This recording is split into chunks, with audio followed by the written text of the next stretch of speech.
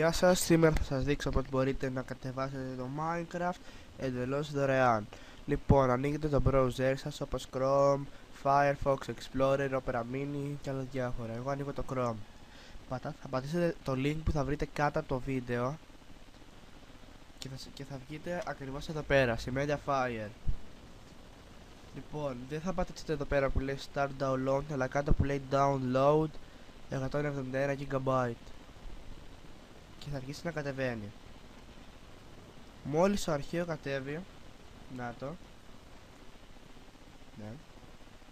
Μόλις το αρχείο κατέβει, ορίστε, εδώ πέρα αυτό το διαβάσετε, το έχω γράψει εγώ εδώ πέρα, λέει γεια σας, υποθέτω κατεβάσετε το Minecraft για να παίξετε, κάνετε απλώς ένα extract στο φάκελο που θέλετε ή ακόμα και στην επιφάνεια εργασίας.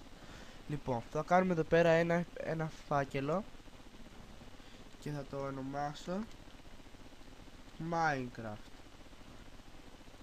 Ορίστε, δεν έχει τίποτα μέσα. Θα πατήσουμε ή extract to στο φάκελό μας εδώ, ή πολύ απλά θα κάνουμε copy paste. Ναι, μισό.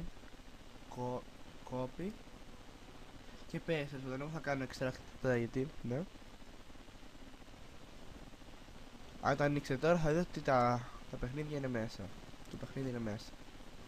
Μετά κλείνετε αυτό το αρχείο WinRAR που κατεβάσετε μόλις τώρα για να έχετε το game.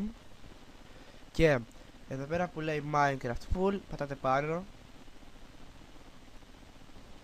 Θα περιμένετε λίγο. Και ορίστε, ξεκινάτε το παιχνίδι σας. Ελπίζω να σας βοήθησε το tutorial και καλή διασκέδαση.